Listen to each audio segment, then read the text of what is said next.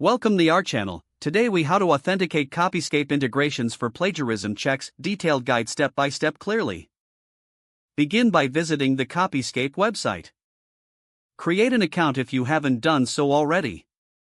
Log into your Copyscape account. Navigate to the API section of the dashboard.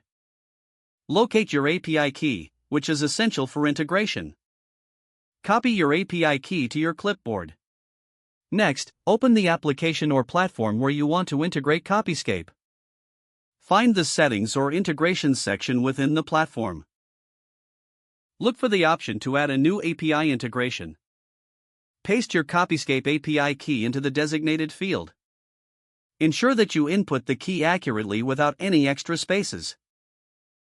Save your changes to confirm the integration.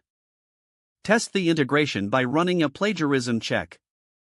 Input a sample text for verification. Monitor the results to ensure the Copyscape tool functions correctly.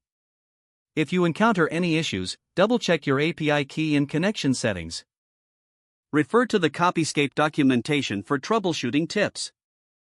Once verified, you can start using the integration for plagiarism checks.